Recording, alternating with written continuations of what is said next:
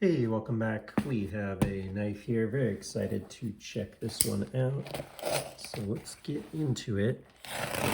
This is just in from Emmett with EJWork. Check them out at EJWork.com. Looks like there might be a receipt here, so let me just get this out of here. Bring the knife out. Just make sure nothing gets exposed there. All right.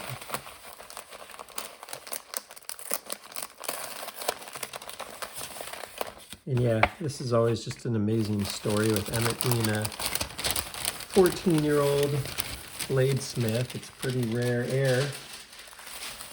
Don't see that too often in this industry. He just did another drop, and it takes everything in me to not buy everything he's putting out there. But this one I had been eyeing for a few days as he was doing posts on it, and man, I am just a sucker for like a Burl maple handle like that. I think I got this one right. That is sweet. All right, so you got like a bit of a hand rubbed satin finish, but it's interesting because it's coming off of kind of an acid washed, and then he's sort of taken the hand rubbed out of there, which is pretty unique. I hadn't really seen something like that. I can just tell you the feeling of this in hand is just remarkable. Like, it is really smooth in hand, pretty fantastic. The feeling of this knife, and wow, he's not doing a lot of them pinned lately too. He's doing a lot of these with the screws in the handles, so this just gives a very sleek aesthetic. His work is just really refined for being handmade in his garage at 14 years old. There's really nothing like this you can get out there that hits this level of fit and finish. Again, I said EJWork. My apologies. EJWorkmin.com is the correct one there.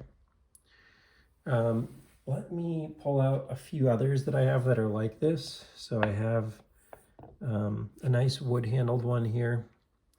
And sorry, I've once again messed up my camera. Let me try and fix it really quickly. Okay, fantastic. We're back, and I now know how to fix that, which is great for videos going forward. So yeah, really nice dark stained wood here. This is definitely one of my favorites, but as you can see, this one's got the screws in the handle. Then another of my favorites from the collection, also with a screwed handle here. Very similar design, actually, but on a larger scale. And then, and that's a G10 handle. And then this is actually one of his older knives that was done with a wood handle, but you can really see the simplicity of this. This one is penned. I wanted some of these to just compare, but you can really see how far he's come from this very simple handle here to something that's extremely contoured and ergonomic. And gosh, this thing just feels amazing in hand. I wish I could transfer this to you through the camera, because it is quite remarkable just how good it is. You can see his maker's mark there. And yeah, let's see how he's doing on his sharpening lately. He's got to hold our knife makers accountable on their sharpening, right? Let's see. Got a piece of paper there. Uh-oh, EJ. Emmett. Not your best here, buddy. I gotta do a little lesson for you on the sharpening.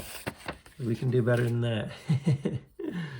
So, not saying he's perfect yet, but you know, you could see you're gonna do most things, and probably a strop away from being where it needs to be, honestly, looking at the edge. I could probably strap that one into perfect condition, but we look for better. We do.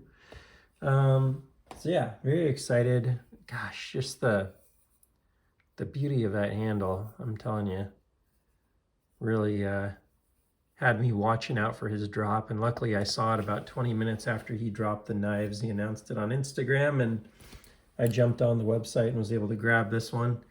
A few had sold out, but this one was still available, and there are more available on that website. Some people were just DMing me, man, how come you're always putting stuff on here that, you know, isn't available? And it's like, I do review some stuff that's rare, and that's part of what's fun about this channel, but I also review some stuff that you can get too. And he does have knives available on his website, so definitely go check those out.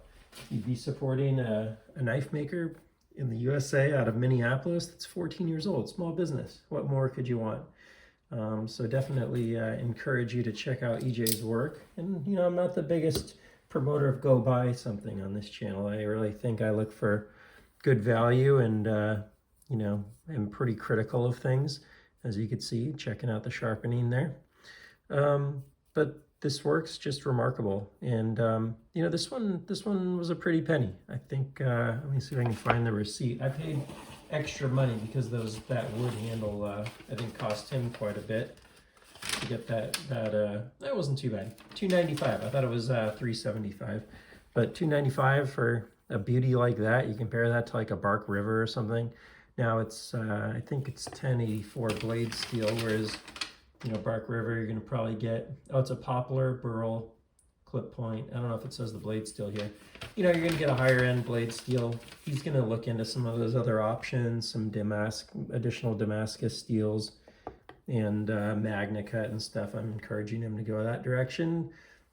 He's gonna look into them, and we'll see if he actually does some work with those types of blade steels. But overall, again, handmade. To me, this is an investment in a potential maker that, you know, maybe he decides to do something different with his life, and I would totally respect that if so. But maybe he goes on to be one of the foremost experts in the world, and, you know, he's already right up there with some of the best quality you can get for the price. Handmade out of his garage. I mean, it's really something else. In fact, I saw he like just got a, oh, I just forgot what tool it was, but he was doing like all of these silhouettes. He was cutting those out with an angle grinder, I think, or something like that. And I think he just got I want to call it a jigsaw, but like a bandsaw or something to do that part of the cut so that he can, you know, cut out the silhouette of the knife faster and then get to his work. Obviously you can see his hand finishing is just unbelievable. So it's cool to see him investing, you know, taking some of the money he's making and investing it back in the business. I mean, gosh, this was the one that he just did on YouTube. He showed basically beginning to end. I had to have this one as a big collector of his knives. I just thought it'd be so cool to get the one that he did his first end-to-end video on. At least as far as I know, that was his first end-to-end video. And yeah, I mean, the knife turned out beautifully. It's a monster. It's a big one, but he kept it like pretty reasonable in size. This one's a bit smaller, but you know, about as much as I would normally look for a fixed blade. So 8.75 inches. I'm gonna guess somewhere around 5-6 ounces. Let's take a look. The wood's a little lighter there. 4.725. Not too bad on the weight. So yeah, turned out really nice. Emmett, another beauty here. We'll talk about that sharpening on Instagram. But overall, really pleased to have this one in the collection, and hopefully I can get myself to slow down at this point, because I think I've got 10 or 11 of his knives, and I just think they're really remarkable work, and I'm looking forward to never having to buy another fixed blade in my life, because I've got a good enough stockpile for quite some time. That's all for now. If you enjoyed the content, please feel free to like and subscribe, and I'll see you on the next one. Take care.